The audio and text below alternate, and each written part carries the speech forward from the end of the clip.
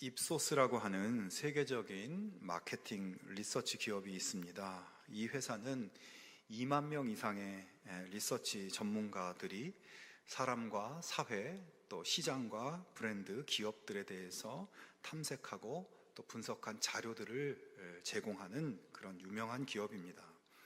이 회사가 작년 11월에 전 세계 31개국 약 2만 2천 명의 성인들을 대상으로 가장 신뢰할 수 있는 직업은 무엇이고 반대로 또 가장 믿을 수 없는 직업은 무엇인가, 이것을 5년 동안 꾸준히 조사해 왔는데 이제 작년 11월에 그 발표를 하였습니다.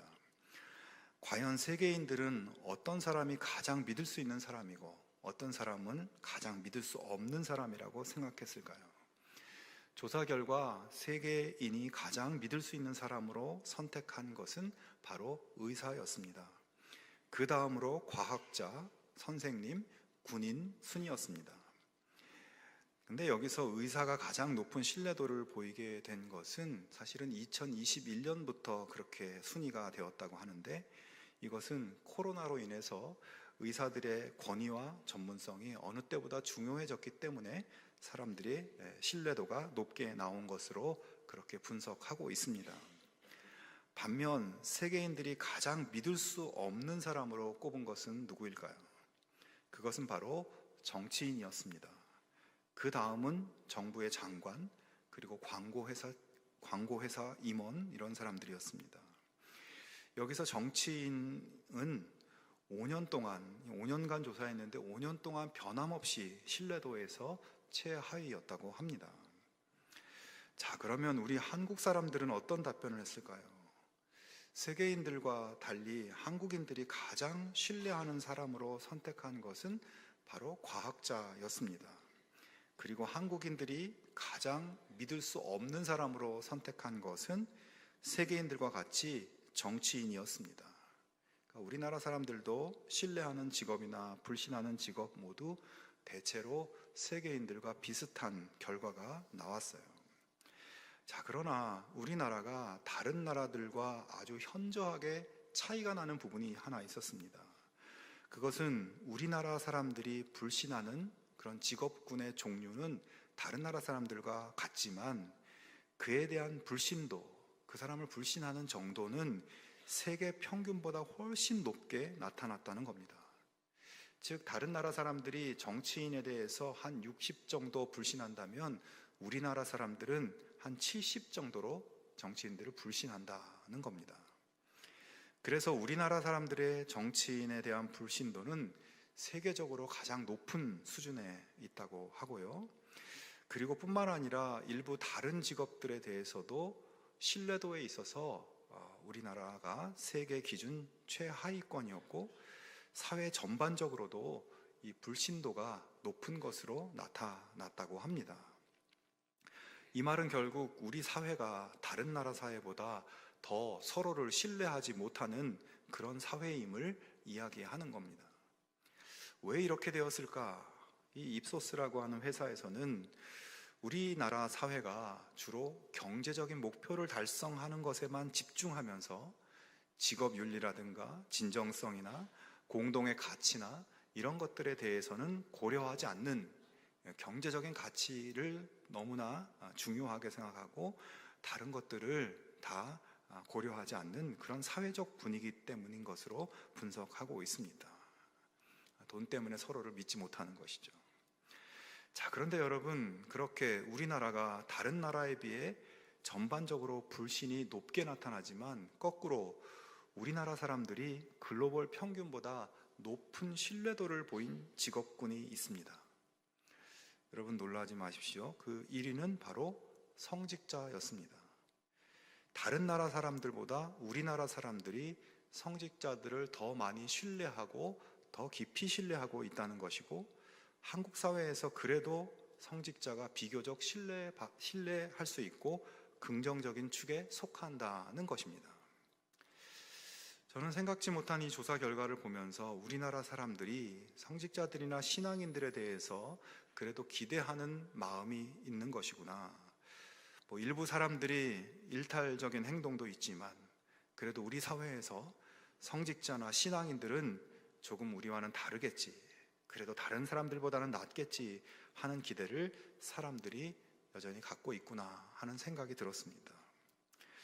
그러므로 여러분, 우리 믿는 사람들이 정말 이 세상에 살면서 세상 사람들이 믿을 만한 그런 삶을 살아가야 할 것입니다. 우리가 잘못하면 우리의 아버지이신 하나님의 얼굴에 먹칠을 하는 것과 다름없는 것입니다. 참 세상에 믿을 사람 하나 없다. 하지만 예수 믿는 사람들은 그래도 믿을 만하다. 여러분, 이런 이야기를 들을 수 있는 우리들의 삶이 될 수 있기를 주님의 이름으로 축원합니다. 오늘 본문 말씀은 열왕기 말씀 가운데 나오는 조금 특별한 말씀입니다. 왜냐하면 열왕기는 왕들을 중심으로 기록한 책이고, 그런데 오늘 본문은 왕이 아는 선지자 엘리사라는 사람이 등장하고, 그리고 그 선지자의 사역 대상이 이스라엘 사람이 아니라 아람의 다른 나라의 장군인 나아만이라는 사람이었기 때문입니다.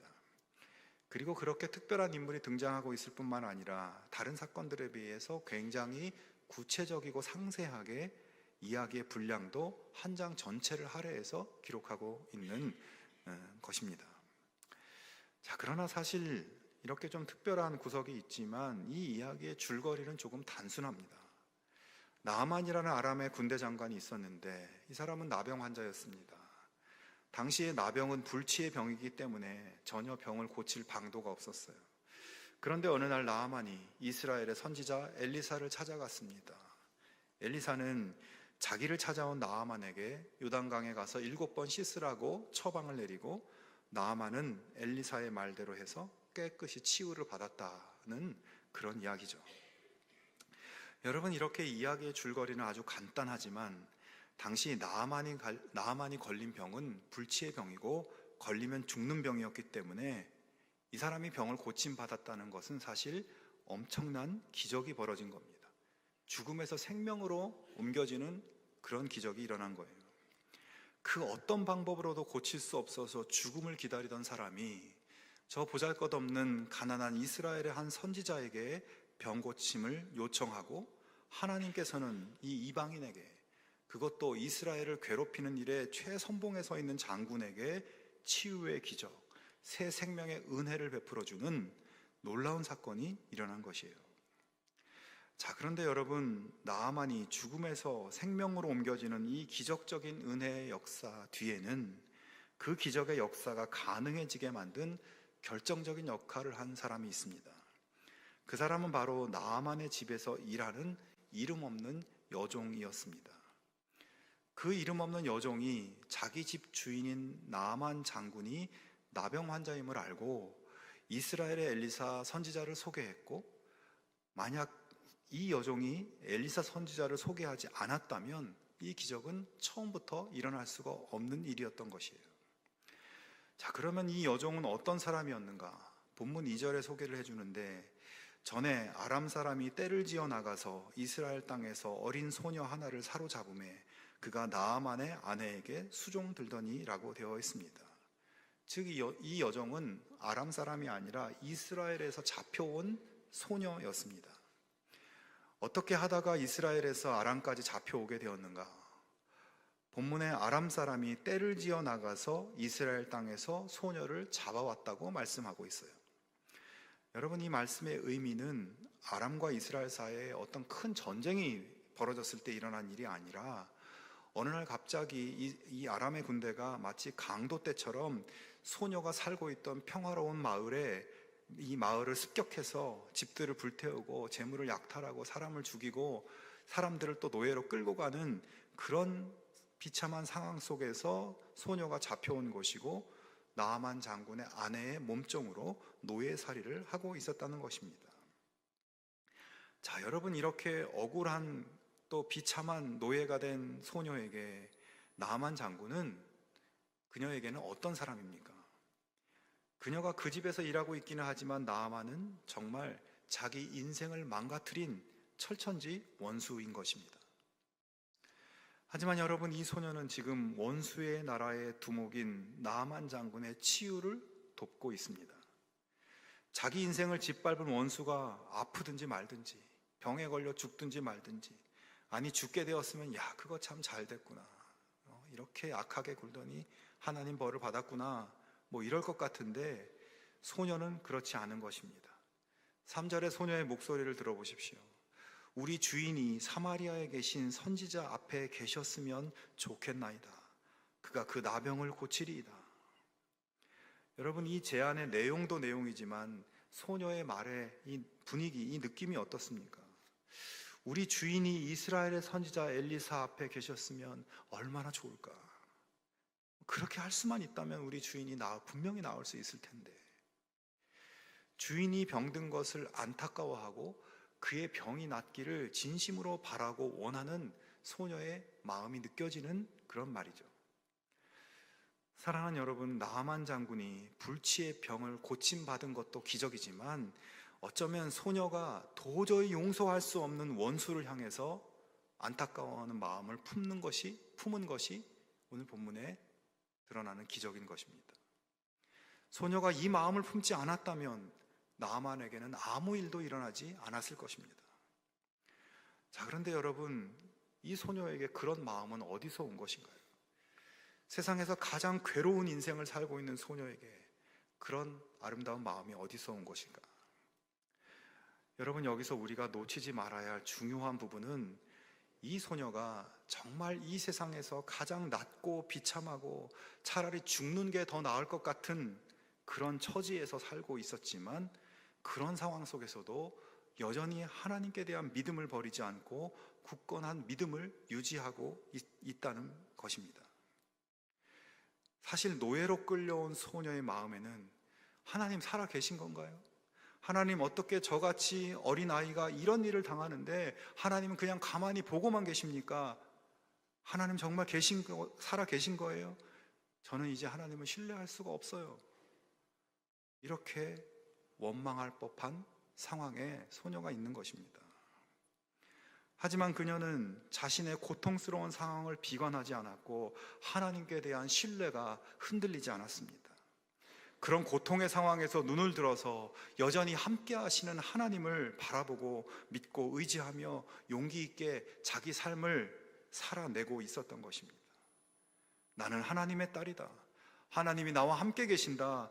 당신들이 나를 여기에 잡아온 것이 아니라 하나님이 뜻이 계셔서 이곳에 나를 보내신 것이다. 하나님이 여전히 나를 사랑하시고 보고 계시고 알고 계시고 하나님이 나를 도와주실 것이다. 이렇게 믿고 있었던 것입니다. 결국 소녀의 그런 흔들리지 않는 믿음, 상황에 의해서 이리저리 치이지 않는 그 믿음 위에 하나님께서는 원수를 용서할 수 있는 마음, 원수를 사랑할 수 있는 마음까지도 그에게 부어주셨고, 그 마음을 품고 하나님의 딸로서 나아만을 죽음에서 건져내는 기적의 출발점이 될 수 있었던 것입니다. 성도 여러분, 우리가 살다 보면 우리에게 원하지 않는 어렵고 힘든 상황이 벌어질 때가 있습니다. 육신의 문제든 경제적인 문제든 관계의 문제든 낙심되는 여러 가지 문제들이 나에게 몰려올 때가 있습니다. 살면서 나에게 피해를 주고 나를 무시하고 또 나를 모욕하는 사람을 만나는 경우도 있습니다. 정말 믿었던 사람에게 배신을 당하는 경우도 있습니다. 이해되지 않는 부당하고 억울한 대우를 우리가 받을 때도 있습니다. 여러분, 그런데 그런 상황 속에서 우리는 눈앞에 있는 그런 상황 자체를 끌어안고 분노하고 고통스럽게 눈물 흘리기보다는 눈을 들어 하나님을 바라보고 지금 나와 함께 계시고 내 아픔을 알고 계시고 함께 아파하시는 하나님을 믿고 의지하는 그 믿음을 더 굳건하게 여러분 세워가실 수 있기를 바랍니다. 상황이 힘들다고 믿음이 흔들리지 않기 바랍니다. 상황을 붙잡고 있지 말고 상황은 흘려보내고 하나님을 붙잡을 수 있기를 바랍니다. 여러분, 생각해 보십시오. 내 상황이 너무 힘들어서 내 마음이 너무 어려워지고 그러다가 하나님께 대한 믿음이 흔들리고 그래서 그 믿음이 무너져 버리면 여러분, 누가 가장 기뻐하겠습니까? 나를 힘들게 만든 원수를 내가 평생 미워하면서 평생 미움과 분노로 내 마음을 가득 채우고 살면 누가 좋아하겠습니까? 여러분, 그것은 마귀가 가장 원하고 기뻐하는 겁니다. 여러분, 지금 혹시 힘이 드십니까? 이번 주에 명절을 앞두고 여러 모양으로 마음이 힘드신 분들이 혹시 있으실 것 같은데 하나님이 도우시고 함께 하실 것입니다. 이 시간 여러분 이렇게 한번 해보면 좋겠어요. 여러분 가슴에 손을 얹고 나는 하나님의 자녀다. 나는 하나님의 딸이다. 나는 하나님의 아들이다. 하나님이 나를 도우신다. 여러분 선포한 그 말씀 그대로 여러분 하나님께서 그 은혜를 주실 줄로 믿습니다. 이제 옆 사람을 한번 격려해 보겠습니다. 당신은 하나님의 아들입니다. 당신은 하나님의 딸입니다.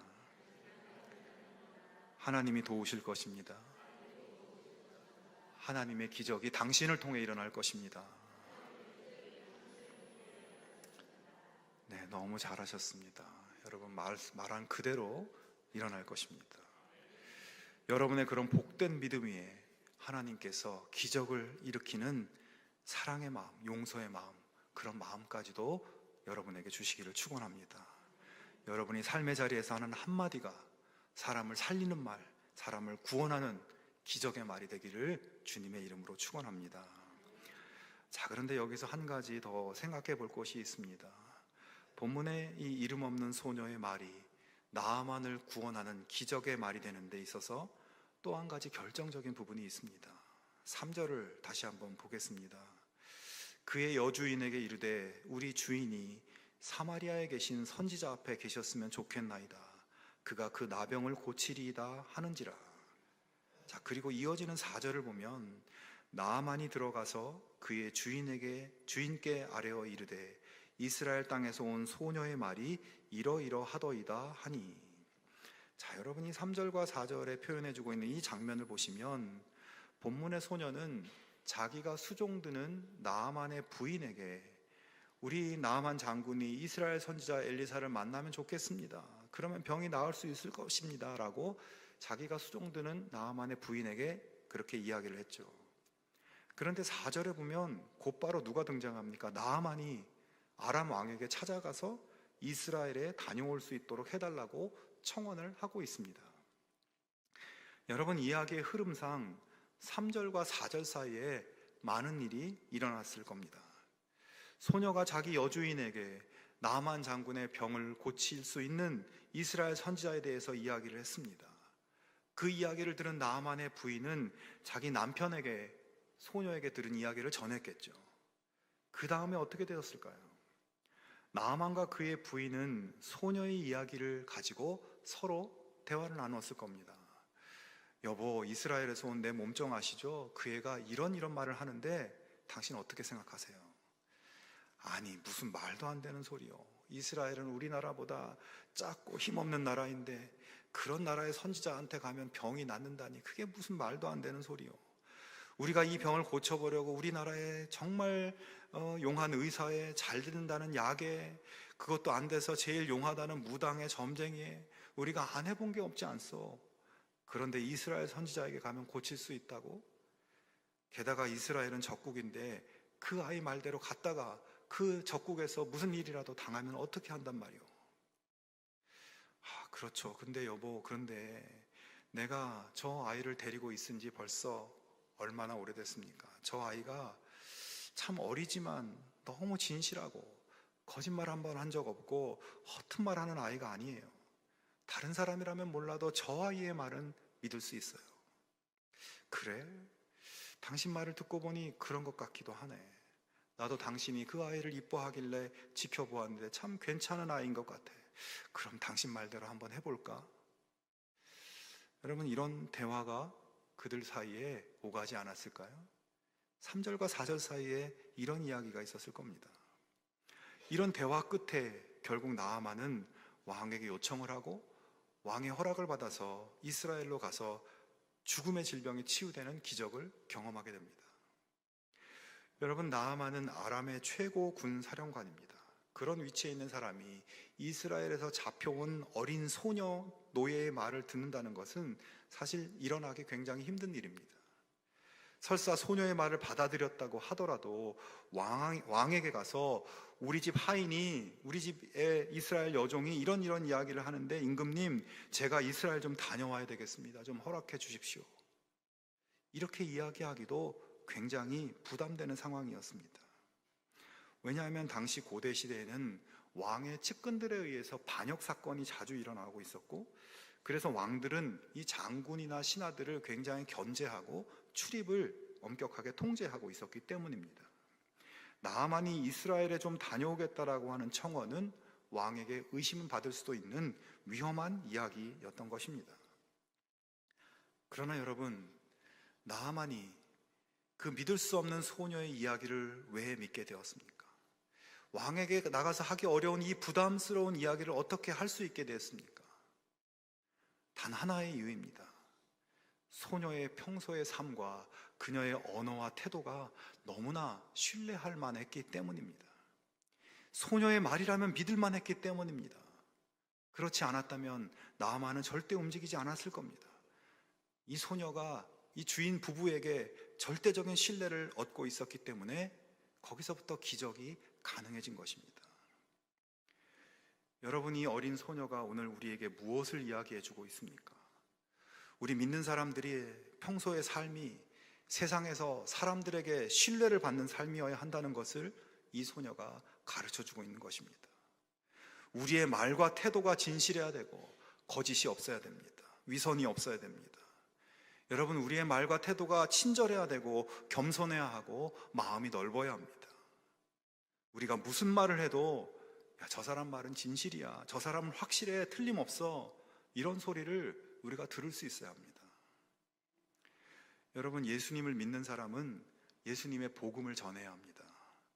세상에 예수님을 믿지 않고 영혼의 나병에 걸려서 죽음을 향해서, 지옥을 향해서 가는 사람들이 얼마나 많습니까? 그들에게 생명의, 영생의 기적이 일어나게 하기 위해서는 우리가 그들을 살리는 예수님의 복음을 전해야 됩니다. 자, 그런데 이 복음은 세상 사람들이 듣기에 세상의 상식을 가지고는 잘 믿어지지 않는 이야기들이에요. 예수를 믿으면 천국에 간다고, 예수가 나를 위해서 죽었다고, 차라리 내 주먹을 믿겠다, 차라리 돈을 믿어라. 이것이 세상의 주장이고 세상 사람들이 믿는 가치입니다. 그런 세상이 예수님의 복음을 믿게 만들려면 결국 그 말을 전하는 사람이 굉장히 신뢰할 수 있는 사람이어야 되는 거예요. 정말 정직한 말을 하고 정직한 삶을 살아야 신뢰를 받고 복음을 전할 수 있게 되는 것입니다. 여러분, 우리의 삶이 사람들에게 신뢰받는 삶이 되기를 축복합니다. 그래서 우리를 통해서 이 시대의 나아만들이 구원의 기적을 경험할 수 있게 되기를 바랍니다. 여러분, 우리가 이 땅에 태어나서 살면서 사람을 살리는 인생이 되어야 하겠습니까? 그런 인생이 되어야 하지 않겠습니까? 근데 우리가 무슨 수로 사람들을 살릴 수 있겠어요? 우리가 예수님의 복음에 부끄럽지 않은 삶을 살 때에 그런 일들이 우리들에게도 가능해지는 것입니다. 여러분, 거울에 비친 자기 자신의 모습을 한번 보십시오. 여러분의 과거와 현재의 삶을 거울을 보면서 한번 생각해 보십시오. 나의 이 얼굴, 내 이 모습, 나의 이 삶을 보고 있는 다른 사람들이 나를 신뢰하고, 그래서 내가 믿는 하나님을 그들도 신뢰할 수 있을지 나를 한번 돌아보실 수 있기를 바랍니다. 여러분, 하나님의 자녀들인 우리들이 정말 아버지이신 하나님을 닮아서 진실하고 거룩한 삶, 믿을 만한 삶의 그런 축복을 누리게 될 수 있기를 축원합니다. 여러분, 우리 삶의 기적은 기적의 주인공이신 하나님을 믿는 믿음에서 출발합니다. 우리 삶의 기적은 그리스도의 흔적과 향기를 드러내는 언어와 행동에서 출발합니다. 우리가 하나님을 절대 신뢰할 수 있는 것처럼 우리들도 남들에게 절대 신뢰를 받을 수 있는 그런 삶으로 나아갈 수 있기를 바랍니다. 그래서 우리를 통해서 하나님의 영광이 선포되고 많은 사람들을 옳은 대로 돌아오게 하는 우리 모두의 거룩한 삶이 되기를 주님의 이름으로 축원합니다.